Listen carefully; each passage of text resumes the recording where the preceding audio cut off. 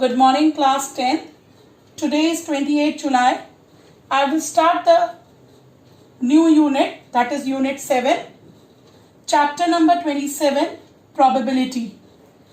Now, the word probability, in our day-to-day life, we generally use the term most probably it will rain today. Chances are high that he will get the job. I doubt that Rohit will pass, or I will able to do or not. That means we are not certain.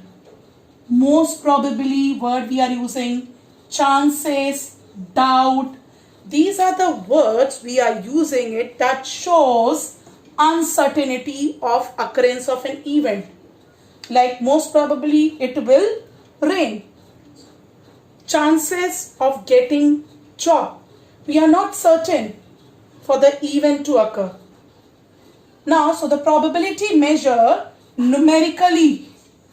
It measure numerically in numbers the degree of certainty occurrence of an event. So it measured how much certain, how much we are confirmed about occurrence of an event. Now, before going to this chapter, you should know some terms related to this chapter probability, because here the questions are some problem based. If you don't understand these terms, you will face difficult to do the question. Rest the chapter is very easy. So the first term is experiment, a well-defined outcomes. I'll come to that well-defined outcomes. Event. This event will come out from each event element will come out from the experiment only. Trials. Trial means you are performing the experiment. You are doing some experiment. Sample means all possible outcome, all possibilities. Suppose, now before going to the example, let us study the formula. Probability of occurrence of an event. We are taking only occurrence, certainty, confirmation. That formula is probability is written by P, capital P. Event is written with E. This P means probability of occurrence of event is ratio of number of distinct element in event. Distinct elements in the event over the number of distinct elements in sample space. Sample space is written with the symbol S, event with the capital E. So the formula becomes probability of the event equals to the number of element in event to the number of element in the sample space. So when you take an example, then it will be very clear. Tossing a coin. Suppose if you have taken a coin, there are only two possibilities. Only two possible. That means total possibilities are only two. One is head and second is your tail. Head we are writing with H and tail we are writing with T. So how many possibilities are there? So this will be a sample. H, head and tail. So how many sample space are there? 2. That means only 2 possibilities while tossing a coin. Suppose the question comes, probability of occurring head. You have to find what is the probability of occurring the head. So total outcomes are total experiment or total sample space is head and tail 2. So probability of head coming is only 1. That means event occur is only 1. Head is 1 time. So 1 upon total sample is 2. So this is a probability of coming the head while tossing a coin. Now next example is throwing a dice. Actually a die word is used over here. Die is a cube, solid cube having 6 faces marked 1, 2, 3, 4, 5, 6. dots are there. We generally use in snake, ludo and snakes and ladder. So when you throw a die, the outcome of number, the uppermost face, which number comes, will be the possibilities. Now the plural of die is dice. So when you throw a dice, we'll only use this word, dice. So total possibility can be 1, 2, 3, 4, 5, 6. Only 6 possibilities will be there. That means sample space S will be 6. Now let's do a question related to this. Probability of occurring an event as second, prime number, third, less than 3. So first we will do this one. So total possibilities when you throw a dice is 1 can come, 2, 3, 4, 5, 6. These are the possibilities. 1 can come on the upper face, 2 can come, 3, 4, 5 or 6. But what are the chances of getting even number out of these only? Because we have total possibility 6. So even number will be 2, 4, 6. So their event outcome will be from this experiment 2, 4, 6. So the probability of occurring an even number total is 6. See the formula? And event is 1, 2, 3. Even number, there are 3 numbers. So the probability will be, when you cancel it, it will be 1 by 2. Now next, second part, prime number. So the event of occurring the prime number when you throw a dice, the total sample is 6. Prime number is 2, 3, 5. 2, 3, 5. Probability of occurring an even number is 1, 2, 3 and total sample is 6. So again the probability is getting 1 by 2. Now the third is probability of occurring an event less than 3. So less than 3 will be 1, 2. 1 will be there, 2 will be there. So the probability of that event will be 2 upon total is 6. That is 1 by 3. So this is a question related to the probability. Now next topic is sure event. Suppose when you throw a dice, the upper face shows number less than 7. Now you know when you throw a dice, total possibilities are 6 only. One number can come 2, 3, 4, 5 or 6. Now when the question they are asking you to find out the probability of occurring an event less than 7. So 1 can also come, 2 can come also on the upper face, 3, 4, 5, 6. So less than 7 is 6. So these are the numbers the event can occur. Now the probability will be what? For the event to occur, total is 6 and event number is event 1, 2, 3, 4, 5, 6. 6. So 6, 6 cancel 1. So that means we are sure, 100% sure that sure event will take place. So when event is sure, the probability will always come 1. Now impossible event, the event which is not possible, like we want to find out the probability of 7 to come on the upper face of a dice. So total sample will be 6. 6 numbers are there, so 6 samples are there. Total possibility 7 dice के upper face में 7 लाना है. So 0. Because on the dice 7 is there, 7 is not there. So not possible. So 0 upon 6 will be 0. That is impossible event. That is cannot be possible. Now the next is last topic, complementary event. Complementary, that E. E means event to occur, and we'll take not E, the event that does not occur. So if the event occur, so suppose the probability of event occurring is PE.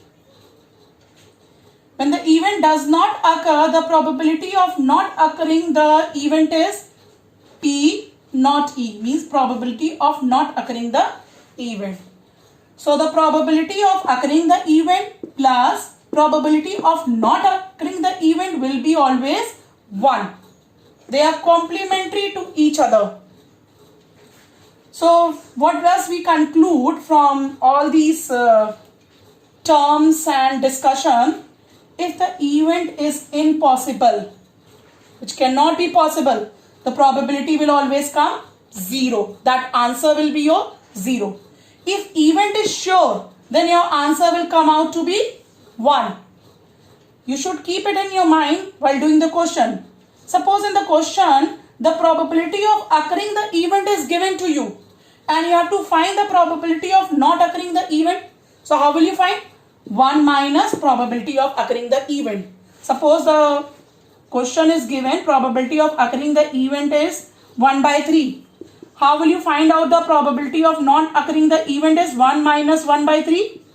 So you will take 3 LCM, 3 minus 1, that is 2 by 3 will be the probability of not occurring the event. Last is, for any event, the probability will be greater than equal to 0 or less than equal to 1. Your answer will be greater than equal to 0 or less than equal to 1. So this is all discussion we have done related to the probability. Let's start the exercise. Now we'll do the exercise 27 given on the page number 379. So the question number 1 says that a coin is tossed once. First we have to describe the sample space. Sample space, I have told you, total possibilities. So the total possibility for the coin can be head. Okay. So total possibility of sample space is written by S. So head and tail. So these are the two possibilities for the sample space S. In second part, they are asking us, find the probability of getting a tail. So one tail is there. So probability of getting the tail will be event will be T. So the number of event occurring is 1. Sample space is 2. So we'll put the formula. Probability of occurring the event is number of event outcome from the experiment upon number of element in the sample space. So that is total is 2, 1, 2 and event occurring is 1 only. So 1 by 2 will be the probability. Now question number 2. The question 2 says that 2 coins are tossed simultaneously. Describe the sample space S. Find the probability of getting 2 head. So first of all, we will make the sample space for the 2 coins. We have 2 coins. Clear? So the sample space for 2 coins, either both will get head or both will get tail. One will get head, other will get tail, or the first one will get tail, other will get the head. So total sample space is 1, 2, 3, 4. Now we have created this first part, 2 heads. We have to find the probability of getting the 2 heads. 2 head. First find the event. 2 head is only possible in this case. See, one time only 2 heads can come on both the coins. So total event occur is 1 only. So the probability will be of getting 2 heads will be 1 upon total sample is 4. So this is your answer of first part. Second says that at least 1 head. When 1 head they are asking you, then how will you do it?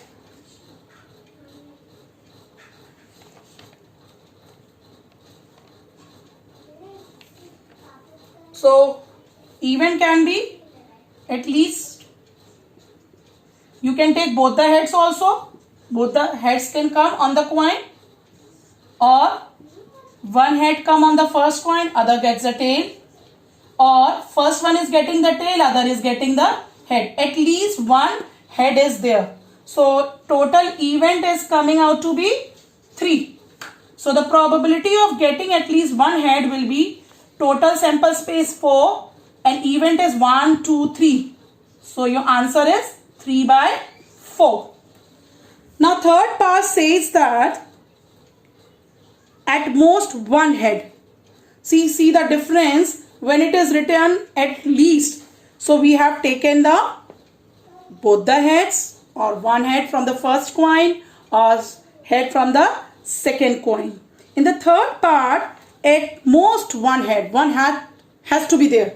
So same way you will do, both the heads you will take, 1 head, 1 tail, 1 tail, 1 head. So the event will be 3. So probability of occurring the event will be 3 by 4. Now fourth part, let's see what the fourth part is saying. The fourth is saying exactly 1 head. That means only 1 head. So let's find out. So 1 head,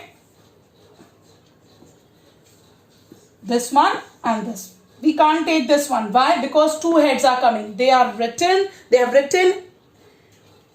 exactly 1 head. So you will take only 1 head. So the event will be 2. Probability will be 2 by 4. That is 1 by 2. Now the next part, last part is no head. No head has to be there in the fourth part. So the event will be, you can't take this one also. You can't take this one also. You can't take this one also. You have to take this one, because there is no head. So number of event will be 1. Probability of occurring the event will be 1 upon 4. So this is the way you have to do the question. So I have discussed question number 1 and question number 2 with you all. Now question number 4. A dice is thrown once. What is the probability of getting an odd number? So a dice is thrown. So first of all, write down some sample. 1, 2, 3, 4, 5, 6. These are the total possibility or sample space. Then they are asking you have to find the probability of getting the odd number. Odd number you have to find. So let's find out the event. Odd number is 1, 3, 5. 1, 3, 5. So number of event will be 3. So let's find out the probability. 3 by 6. The formula is number of element in the event upon total element in the sample space. So when you cancel it, it will come out to be 1 by 2. Second part, they are asking you a number greater than 4. So the number greater than 4 will be 5 and 6. So E will be 5 and 6. So number of element in the event will be 2. Probability of occurring the event will be 2 by 6. That is 1 by 3 when you cancel it. Third part says that a number less than 5. Less than 5.